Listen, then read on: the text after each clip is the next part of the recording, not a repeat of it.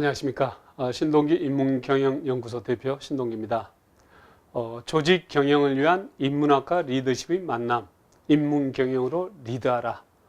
오늘 첫 번째 순서로 큰 일을 도모하는 데는 3대가 걸린다 라는 주제로 생각해보는 시간을 갖도록 하겠습니다.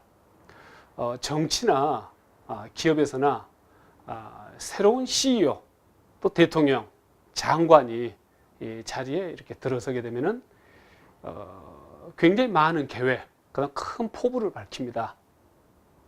듣는 사람들은 그 짧은 시간에, 그 몇 년 시간에 저것들을 과연 다 이뤄낼 수 있을까, 마무리할 수 있을까 하는 염려를 좀 지울 수가 없습니다.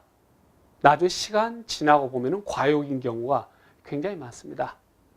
그래서 우리는 역사에서 지혜를 배워야 된다고 생각을 합니다. 그래서 정관정여에 보면은 이고 위경 가이 지응체란 말이 나오죠.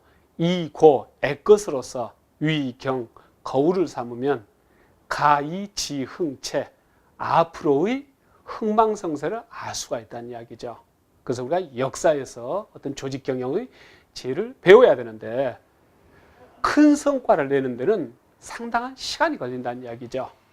그래서 공자님께서는요, 논어에서 뭐라고 말씀하셨냐면은 설사 왕자가 있더라도 반드시 한 세대 이후에라야 세상이 인하여지리라 하고 말씀하셨습니다. 그 이야기는 뭐냐면은 왕도 정치를, 어떤 성인 군자가 왕도 정치를 하더라도 상당한 시간이 걸릴 수밖에 없다는 이야기죠. 근데 공자가 여기에서 말하는 왕자, 그 왕도 정치를 하는 주체가 우리 보통 사람도 아닌 공자라고 할 때 한 세대가 걸린다면은 이 보통 사람들은 도대체 어느 정도 걸릴까요? 아무튼 적지 않게 걸린다고 생각을 하셔야 됩니다. 먼저 우리나라 역사에서요, 이 삼국시대를 살펴볼 것 같으면 대체로 3세대가 걸립니다. 3대가 걸립니다. 우리가 우리나라 역사를 이렇게 보는 데 있어서 이제 관전 포인트가 있습니다. 그럼 삼국시대, 고구려 백제 신라가 다투는 시대는 관전 포인트가 뭐냐? 바로 한강 유역을 누가 확보하느냐. 그러면 그게 이제 관전 포인트입니다. 그래서 한강 유역을 확보하고 있는 나라, 그 다음에 확보하지 못한 다른 두 나라 연합, 이런 식으로 해서 보통 대결이 이루어집니다. 맨 처음에 한강 유역은요, 백제가 확보를 합니다. 이제 비주와 온조가 이제 내려와서, 이제 고구려에서 이제 내려와서 BC 18년에 지금의 이제 송파 지역, 그 다음에 인천 지역, 지금의 인천, 미추홀, 이 두 군데 다 이제 자리를 잡아서 결국 이제 송파 지역이 이제 백제의 이제 근거지가 이제 되는 거죠. 그렇게 됐는데, 그래서 맨 처음에는 백제가 그 근거지를, 한강 유역을 이제 확보를 해가지고, 크게 발전하는 거죠. 그 백제는 근초고왕 때, 근초고왕은 346년부터 375년까지 재위에 있었는데, 그때 황해도까지 올라갑니다. 굉장히 그 지역이 광대해지는 거죠. 그래서 그 백제가 그렇게 잘 나갈 때는 고구려하고 신라가 이제 뭉쳤던 거죠. 근데 근초고왕 시대가 지나고 하면서 이제 고구려가 또 융성하기 시작을 합니다. 바로 광개토대왕과 장수왕 때죠. 그래서 광개토대왕은요, 한강 북쪽, 그러니까 강안, 강 기슭까지 이제 영토를 확장을 하고, 그다음에 장수왕 때는 한강을 넘어서서 더 남쪽으로 밀고 내려오는 거죠. 그래서 그때 이제 백제가 수도를 지금의 송파 지역에서 공주로 옮기는 거죠. 그때 백제 이제 왕 계로왕이 죽고 그렇습니다.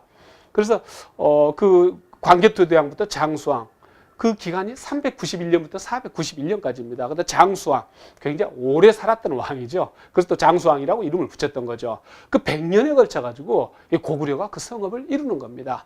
그래서 고구려가 그렇게 융성을 하니까 이번에는 신라하고 백제가 또 연합을 해서 고구려한테 대항을 하는 거죠. 그래서 이 백제는 그 고구려한테 그 예를 들면 원한을 갖기 위해서 바로 동성왕, 무령왕, 성왕 해서 476년부터 554년까지 한 3대에 걸쳐서 또 국가의 이제 어떤 힘을, 역량을 키웁니다. 그리고 비슷한 시기 때요, 신라도 또 그 역량 키우기에 나섭니다. 바로 지증왕, 법흥왕, 진흥왕, 500년부터 576년까지요. 그 3대에 걸쳐서 이렇게 힘을 키웁니다. 그러면서 이제 백제하고 신라가 연합을 해서 고구려를 몰아내고 한강 유역을 확보를 하는 거죠. 그 다음에 이 한강 하류 지역은 백제가 차지하고 한강 상류 지역은 이제 신라가 차지하기로 이렇게 약속을 했다가 신라 쪽 성왕이 그러니까 신라 쪽 진흥왕이 백제 쪽 성왕을 치는 거죠. 그래서 결국 그때 이제 백제 성왕이 전쟁에서 죽임을 당하는 거죠. 그러면서 신라가 한강 주변 전체를 다 차지하게 됩니다. 이제 그 뒤로부터는 또 이제 고구려하고 백제가 또 연합을 해서 바로 신라하고 이렇게 싸우게 되고 결국은 신라가 당나라 협조를 얻어서 이제 삼국 통일을 하게 됩니다. 그래서 결국 보면은 이 처음에는 백제가, 그 다음에는 고구려, 그 다음에 신라가 이렇게 한강 유역을 차지하면서 삼국 간의 패권 변화가 오는데 그 패권을 갖기까지 그 역량을 키우기까지 보통 3대 왕 또는 100년 정도가 걸렸다는 이야기죠. 그리고 신라 같은 경우 나중에 삼국 통일을 하게 된 그 힘은 또 한 번은 그 세 왕에 걸친 또 역량 키우기가 또 있습니다. 그래서 무열왕, 문무왕, 신문왕 654년부터 692년까지 이때 또 한 번 세 3대에 걸쳐 가지고 역량 키우는 거죠. 그러면서 통일까지 가게 됩니다. 그래서 삼국 통일 또는 삼국 간의 어떤 힘을 크게 가졌을 때는 상당히 시간이 걸려서 역량을 키웠다. 고려시대도 마찬가지라고 볼 수가 있습니다. 이 고려시대는 태조 왕건에 의해서 936년 건국이 됐지만은 결국 3대 왕인 정종, 4대 왕인 광종, 그 다음에 이제 6대 왕인 성종, 이 세 왕에 걸쳐서 국가 시스템이 확보가 되고 또 왕권이 안정이 되고 그렇습니다. 이 조선시대도 마찬가지입니다. 이제 앞선 삼국시대 또는 뭐 통일신라 시대 또는 고려시대는 그러니까 그 앞 시대에서 다음 시대로 넘어가는데 큰 무리가 없었습니다. 그러니까 이제 통일신라 시대는 그냥 이제 신라가 이제 통일을 한 것이죠. 그 다음에 이제 고려시대는 태조 왕건이 경순왕으로부터 신라를 그냥 넘겨받았죠. 그 다음에 백제도 그 견훤이 후백제도 견훤이 그냥 찾아와가지고 그렇죠? 결국 거기도 뭐 신라와 다름없이 거기 넘겨받은 것이나 다름없이 그런 식으로 백제를 이를테면 인수를 했던 거죠. 그렇게 해서 고구려가 성립이 됐습니다. 근데 이제 이 조선시대 같은 경우는 사실 이제 버젓이 아직 살아있는 그 왕조를 죽이고 성을 바꾼 그런 역성혁명이었던 거죠. 그러니까 상당히 무리가 있었습니다. 그러니까 무리가 있다 보니까 그 초기에 이렇게 왕권을 안정시키고 또 국가 시스템을 잡는 데 있어가지고 시간이 좀 걸림과 동시에 그 왕들의 그 교체가 빨리빨리 일어나는 거죠. 그래서 조선시대는 바로 1392년 시작돼가지고 태정, 태세, 문단세, 애성, 그러니까 9대 왕인 성종에 이르기까지 102년 걸렸습니다. 그러니까 한 왕이 한 11년 정도밖에 제위에 없었던 거죠. 그래서 바로 성종 때 경국대전이 쓰여지면서 바로 하나의 그 시스템이라고 볼 수가 있는 거죠. 경국대전이요. 그래서 한 102년 정도 걸려가지고 조선시대가 이제 시작이 된다고 볼 수가 있습니다. 그 다음에 이제 중국 같은 경우도 우리가 중국에 있어서 또 동양에 있어서 어떤 문화라는 게 시작됐다. 그럼 우리가 주나라로 봅니다. 주나라 시대. 그래서 주나라 왕조는 BC 1100년 무렵에 시작을 해서 진시 왕제에 의해서 BC 221년에 망했던 거죠. 그러니까 900년 정도 지속됐던 거죠. 그런데 주왕조 역시 이제 무왕이 세웠다고 하지만은 바로 무왕의 증조 할아버지인 고공담보, 그 다음에 무왕의 아버지인 서백창, 그 다음에 무왕, 이 3왕, 이 3대에 걸쳐가지고 이루어진 게 주왕조라고 볼 수가 있습니다. 그러면 영국 같은 경우도 마찬가지로 3대가 이렇게 걸렸다고 저는 이제 분석을 하고 있습니다. 그 영국이 가장 융성했던 시기는요, 빅토리아조 시대입니다. 빅토리아 여왕은 1837년부터 1901년까지 한 64년간 제위에 있었거든요. 그래서 그때는 이 영국이 전 세계 쓸만한 땅덩어리의 3분의 1을 소유하고 있었습니다. 대단하죠?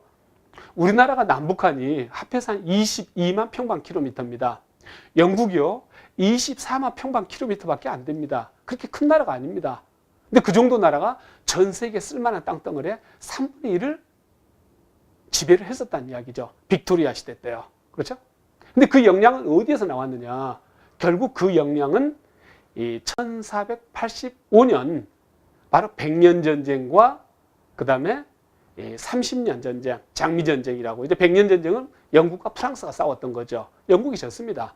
그 다음에 이제 영국 안에서 왕위를 두고 랭커스터 집안하고 이제 요크 집안하고 싸웁니다. 30년간요. 그게 이제 장미 전쟁이죠.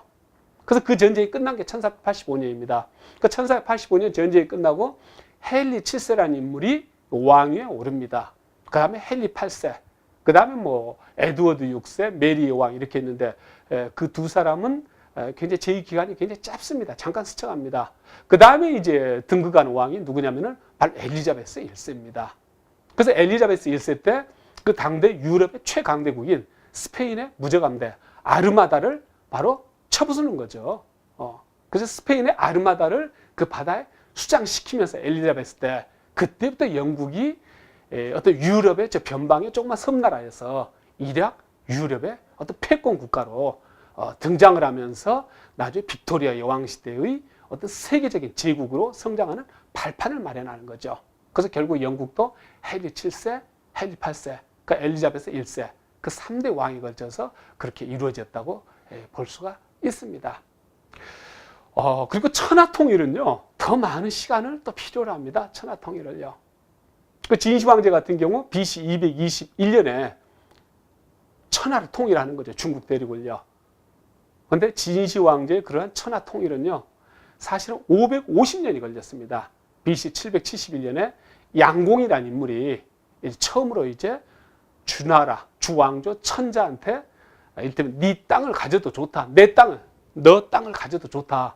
하고 허락을 받은 때로부터 550년이나 노력을 해가지고 결국 진시 황제 때 천하 패권을 잡는 거죠. 로마 마찬가지입니다. 로마 같은 경우는요, BC 753년에 건국이 됐습니다. BC 753년에 건국이 돼가지고 언제부터 본격적인 확장기에 들어가냐면은 이 삼리움 전투라고 있습니다. BC 326년에 있었던 거죠. 그다음 뭐 타렌툼 전투, 그 다음에 우리가 잘 알고 있는 포에니 전쟁이 있습니다. 근데 포에니 전쟁이 끝난 시기가 146년입니다. 그 뒤에 또 이제 뭐 악티움 전투라고 있어요. 그래서 바로 악티움 전투는 BC 27년, BC 31년에 이제 있습니다. 그러니까 물경 그 본격적인 로마가 조그만 그 도시국가 로마에서 지중해 주변을 다 차지하는, 당시는 지중해 주변이 세계였던 거죠. 유럽 세계에 있어서요. 그래서 그 지중해 주변을 다 차지하는 그 세계적인 제국으로 성장해 나가기까지 300년이 걸렸습니다. 300년이. 그래서 우리 옛말에 이 제대로 된 선비 하나가 나오는데, 그 집안에서 선비 한 명이 나오는데 3대가 걸린다는 말이 있습니다. 하물며 하나의 조직이 또는 한 국가가 어떤 세계적인 패권 국가 하면 세계적인 어떤 인류 조직, 인류 회사로 성장하는 데는 어느 정도 시간이 걸릴 수밖에 없습니다. 그래서 우리가 시간은 꼭 줄여야 할 비용으로만 인식을 할 게 아니고 채워 넣어야 할, 탄탄하게 채워 넣어야 할 하나의 반석, 그런 상자라고 또 이해하는 것이 더 적절한 이해이지 않을까 하고 생각을 합니다. 감사합니다.